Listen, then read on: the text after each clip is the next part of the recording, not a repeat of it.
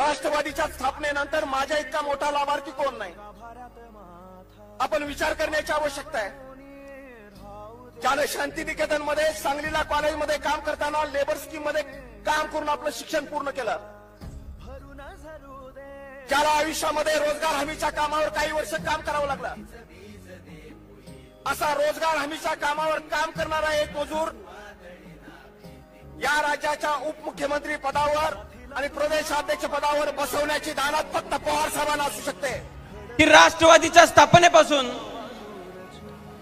या पक्षामध्ये सगळ्यात मोठा लाभार्थी जर कोण असेल तर ते स्वर्गीय आबा होते. की फार तर फार जिल्हा परिषदेच्या राजकारणापर्यंत मजल मारू शकणारा कार्यकर्ता या राज्याच्या उपमुख्यमंत्रीपदी आणि दीर्घकालीन गृहमंत्रीपदी बसवण्याची दानत जर कोणाची